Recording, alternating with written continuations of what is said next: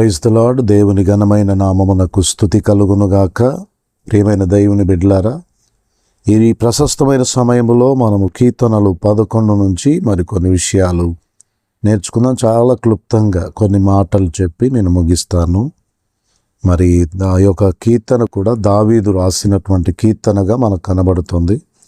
దావీదు తన శ్రమదినమందు మరి తన శత్రువుల ఎదుట పారిపోవలసి వచ్చినప్పుడు దేవుని ఆశ్రయముగా చేసుకున్న అనుభవంలో నుండి రాసినటువంటి కీర్తన ఈ కీర్తన భాగం కనుక చక్కగా మరి దేవుని యొక్క మాటల మీద దృష్టి పెడదాం. కీర్తనలు 11 అధ్యాయం 1 వచనములో, యెహోవా శరణుజొచ్చి ఉన్నాను, పక్షివలె నీ కొండకు పారిపొమ్మని మీరు నాతో చెప్పుట ఎలా?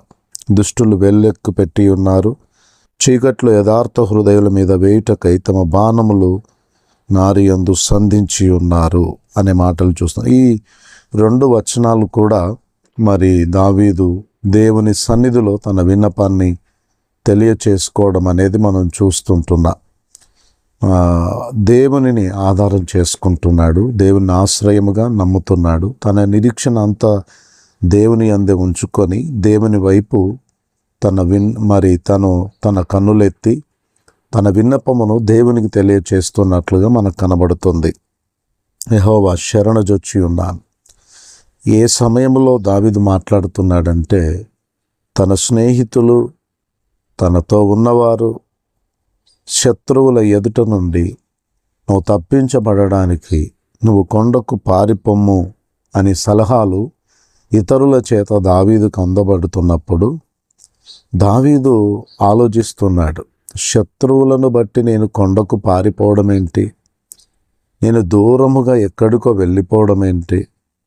నా దేవుడే నాకు ఆశ్రయమై ఉన్నాడు కదా, నా దేవుడే నాకు ఆధారమై ఉన్నాడు కదా, నా దేవుడు నాతో ఉండగా నేను పారిపోవలసినటువంటి పరిస్థితులు ఏంటని దావీదు తీవ్రతతో ఆలోచిస్తూ దేవుని శరణుజొచ్చి దేవునిని ఆశ్రయం చేసుకొని, ప్రభువా, ఈ మనుషులు నన్ను శత్రువుల ఎదుట నుండి పారిపొమ్ము అని నాకు సలహా ఇస్తున్నారు, కానీ నాకు ఆధారము ఆశ్రయము నీవే కదా అని దావీదు దేవుని వైపు చూడడం మనం చూస్తున్నాం.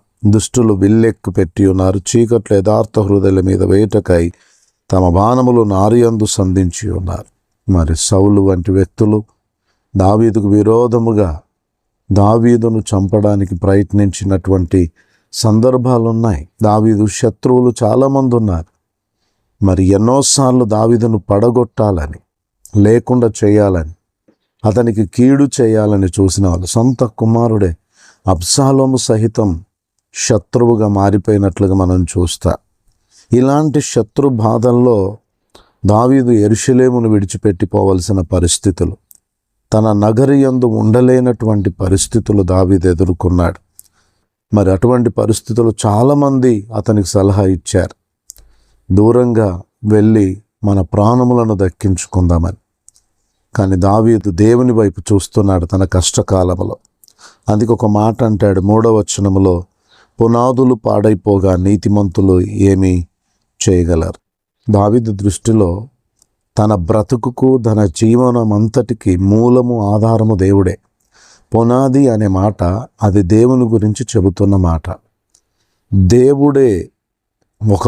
దేవుడే గనక నాకు ఆధారమై లేకపోతే, దేవుడే గనక నాకు ఆశ్రయముగా లేకపోతే, నీతిమంతుడిగా యథార్థవంతుడిగా ఉన్న నేను కూడా ఏమి చేయలేను అంటున్నాడు అక్కడ. కనుక దేవుని సన్నిధానం పునాదులు పాడైపోతే ఒక ఇల్లు, ఒక నిర్మాణం యొక్క వ్యవస్థను ఎవరు కూడా ఏ విధంగా మరి కంట్రోల్ చేయలేరో, కాపాడలేరో. దేవుడే ఆధారముగా లేకపోతే, దేవుడే ఆశ్రయంగా లేకపోతే ఏ నీతిమంతుడు కూడా ఏం చేయలేడన్న విషయాన్ని దావీదు తన పరిస్థితుల మధ్యలో మాట్లాడుతున్నాడు. యెహోవా పట్టణమును కాపాడని ఎడల దాని కావలి కాయి వారి ప్రయాసము వ్యర్థమే. యెహోవా ఇల్లు కట్టించని ఎడల దాని కట్టువారి ప్రయాసము వ్యర్థమని చెప్పబడిన మాటలు మనం వింటాం. నిజమే, దేవుడే కట్టాలి, దేవుడే పోషించాలి, దేవుడే సంరక్షించాలి, దేవుడే మనకు సహాయము చేయాలి.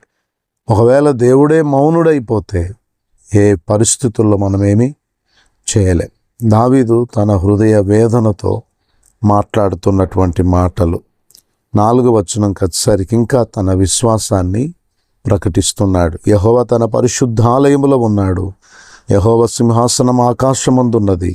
ఆయన నరులను కన్నులారా చూచున్నాడు. తన కనుదృష్టి చేత ఆయన వారిని పరిశీలించుచున్నాడు. యెహోవా నీతిమంతులను పరిశీలించును, దుష్టులను బలాత్కార శక్తులను ఆయనకు అసహ్యులు. దుష్టుల మీద ఆయన ఉరులు కురిపించును. అగ్నికందకములను వడగాలియు వారికి పానీయ భాగమగును. యెహోవా నీతిమంతుడు, ఆయన నీతిని ప్రేమించువాడు. యథార్థవంతులు ఆయన ముఖ దర్శనము చేయుదురు అంటున్నాడు. దావీదు యొక్క అభిప్రాయం ఏంటిదంటే, దేవుడు ఆకాశమందుండి నరుల క్రియలను పరిశీలిస్తున్నాడు. శత్రువు యొక్క పనేంటో, దుష్టుల యొక్క పనేంటో, నీతిమంతుల యొక్క పరిస్థితులేంటో అన్నీ ఆయనకు బాగా తెలుసు. ఆయన నీతిమంతుల పక్షమున ఉండి దుష్టులను బలాత్కార శక్తులుగా ఉన్నటువంటి వారి మీద తన ఉరులను కురిపిస్తాడని, అగ్నిగంధకములను వడగాలి వారికి పానీయ భాగముగా చేస్తాడని దావీదు మాట్లాడుతున్నాడు. అంటే తన నీతిమంతునికి విరోధంగా లేపబడుతున్న ప్రతి భక్తిహీనుడు, ప్రతి దుష్టుడు దేవుని యొక్క తీర్పులోనికి తేబడతాడు. దేవుని యొక్క అగ్నిగంధకములకు, ఉరులకు వాడు గురి చేయబడతాడు. వానికి అగ్నిగంధకాలు వడగాలి వానికి పానీయ భాగం అవుతుంది. అంటే దేవుని తీర్పును వాడు పొందేటువంటి భయంకరమైన పరిస్థితుల్లోనికి వెళ్తాడు. ప్రభువు నా పక్షమునుండగా నా శత్రువు నన్నేం చేయడు, నా విరోధులు నన్నేం చేయరు. ఆయన నీతిమంతుడు, ఆయన నీతిని ప్రేమించువాడు. యథార్థవంతులకు ఆయన ముఖదర్శనాన్ని అనుగ్రహిస్తాడు. తప్పక నా జీవితంలో నాకు జయమునిచ్చి నా శత్రువుల నుండి తప్పించి నాకు క్షేమస్థితిని కలిగిస్తాడని ఈ కీర్తన భాగంలో దావీదు మాట్లాడుతున్నాడు. ఈ యొక్క 6-7 వచనాలతో కూడిన ఈ యొక్క చిన్న కీర్తన భాగం ద్వారా నేను నేర్చుకోవలసిన ఆత్మీయమైన పాఠం ఏంటిదంటే, బాధలు వచ్చినప్పుడు, శ్రమలు వచ్చినప్పుడు, సమస్యలు వచ్చినప్పుడు, ప్రతికూలమైన పరిస్థితులు వచ్చినప్పుడు నువ్వు దూరముగా కొండకు ఎక్కడికో పారిపోవడం కాదు, కానీ దావీదు వలె దేవుడే నా నిరీక్షణ అయి ఉన్నాడు, దేవుడే నాకు ఆధారమై ఉన్నాడు, నా ప్రాణమునకు జీవమునకు మూలమైన వాడు, ఆయన నన్ను రక్షించుకుంటాడు, ఆయన నరుల క్రియలను పరిశీలించువాడు, నీతిమంతులను ప్రేమించువాడు, ఆయన నీతిమంతుల పక్షమున నిలబడువాడు అనే విశ్వాసముతో నువ్వు దేవుని వైపు చూస్తున్నప్పుడు నీ విరోధులను అణిచివేస్తాడు, నీ శత్రువులను నీకు దూరం చేస్తాడు. నీవు పారిపోవడం కాదు, నీ శత్రువులు నీ ఎదుట పారిపోయేటట్లు నిలవకుండా ఆయన నిలవలేకుండా చేస్తాడు. ఆయన బైబిల్లో రాస్తుంది, మనం దేవుని ఆజ్ఞలను గైకొని ఆయన కట్టలను అనుసరించి నడిచినప్పుడు ఒక మార్గం గుండా వచ్చినటువంటి శత్రువులు 7 మార్గముల గుండా పారిపోతారంట. నువ్వు పారిపోనక్కర్లేదు, నువ్వు అటు ఇటు పరిగెత్తనక్కర్లేదు, నువ్వు ఏదో చేయాల్సిన పని లేదు. నీ శత్రువు పారిపోయేటట్టు దేవుడు చేస్తాడు.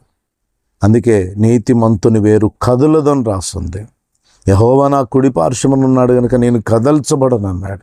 దేవుని యందు నమ్మిక ఉంచువాడు కదలక నిలుచు సియోను కొండవలె ఉంటారని బైబిల్ స్పష్టంగా చెబుతుంది. నువ్వు కదిలిపోనక్కర్లేదు, బెదరనక్కర్లేదు, గలిబిలి కానక్కర్లేదు, అటు ఇటు పరుగులు తీయనక్కర్లేదు.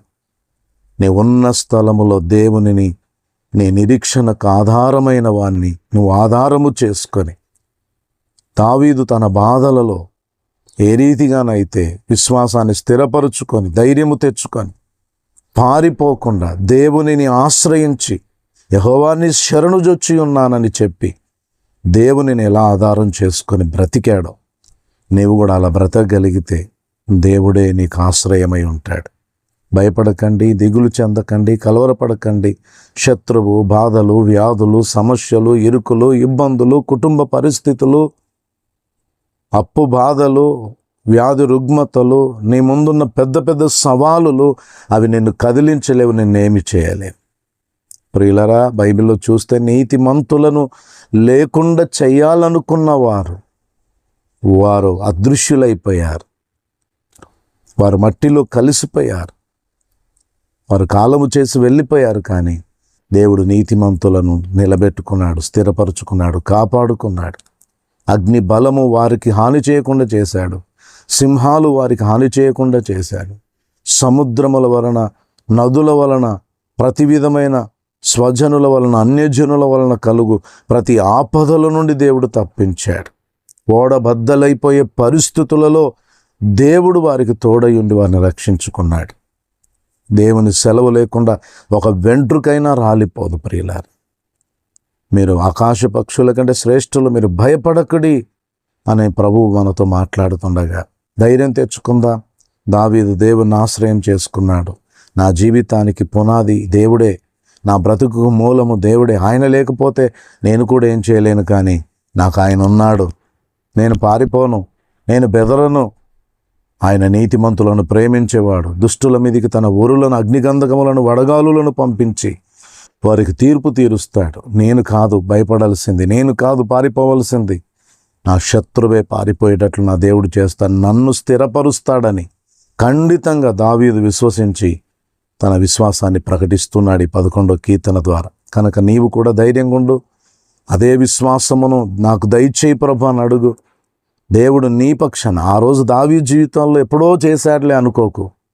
ఆయన నిన్న నేడు ఏకరీతిగా ఉన్నవాడు, మారని మార్పు లేనివాడు. నీ జీవితంలో కూడా గొప్ప కార్యాలు చేస్తాడు. అటువంటి కృప దేవుడు మీ అందరికీ దయచేయునుగాక. కృప కలిగిన తండ్రి, ఈ చిన్న వాక్య భాగము ద్వారా, కొన్ని విషయాల ద్వారా మీరు మాతో మాట్లాడారు.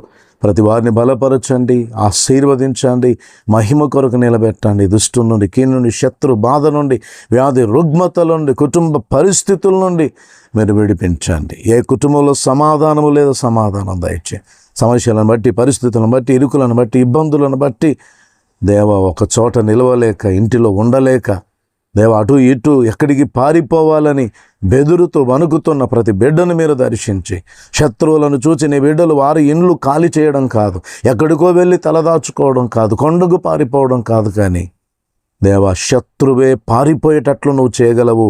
నిన్ను నమ్ముకొని నీ మీద ఆధారపడి నీ వైపు చూసినప్పుడు మా ప్రార్థనలు ఆలకించి మాకు తోడుండే దేవుడు ప్రభువా. నీ బిడ్డల విశ్వాసాన్ని పెంపొందింప చేయండి. ప్రతి పరిస్థితుల్లో ధైర్యమునివ్వండి. దావీదు వలె నేను ఆధారము చేసుకొని శత్రువుపై, పరిస్థితులపై జయం పొందగలిగిన కృప ప్రతి బిడ్డకు అనుగ్రహించుమని యేసు నామములో స్తుతించి ప్రార్థిస్తున్నాము తండ్రి. ఆమెన్. దేవుని కృప మీ అందరికి తోడైండునుగాక. Praise the lord. అందరికి వందనాలు. చాలామంది దేవుని వాక్యము మాకు ఆశీర్వాదకరంగా ఉంటుంది అన్న మేము బలపడుతున్నాం. ఈ వర్తమానాలు చాలామందికి అందాలన్నా అని నాకు తెలియని వారు కూడా మరి మెసేజ్ పెడుతున్నారు. చాలా ఆసక్తితో దేవుని వాక్యం వింటున్న వాళ్ళు కూడా ఉన్నారు ప్రియులారా. అలాంటి వారు దయచేసి ఈ ఛానల్ మీరు సబ్స్క్రైబ్ చేసుకోండి, నోటిఫికేషన్స్ వస్తాయి. మీకు ఎప్పుడు నూతనమైన వాక్యము మేము అప్లోడ్ చేసినా కూడా వెంటనే మీకు మెసేజ్ వస్తుంది, నోటిఫికేషన్ వస్తుంది. అప్పుడు మీరు దేవుని వాక్యం విని బలపరచబడడానికి అవకాశం ఉంటుంది. ఈ పరిచర్యను మరింత ముందు తీసుకొని వెళ్ళడానికి మీరు ఆ చిన్న సహకారం, సబ్స్క్రైబ్ చేసి ఇతరులను చేసుకోమని చెప్పే చిన్న సహకారం మీరు అందించగలిగితే ఈ యొక్క దీనుని పరిచర్యలో మీ యొక్క ఆత్మలకు, అనేకులకు దేవుని వాక్యం అందించే అవకాశం కల్పించిన వాళ్ళు అవుతారు. ప్రభు కృప మీ అందరికి తోడైండునుగాక. దేవుడు మిమ్మును, మీ కుటుంబాలను ఆశీర్వదించి బలపరిచి నిత్య సంతోషం, నిత్య ఆనందం దేవుడు మీ తలలపైన, మీ జీవితాలలో అనుగ్రహించునుగాక. ఆమె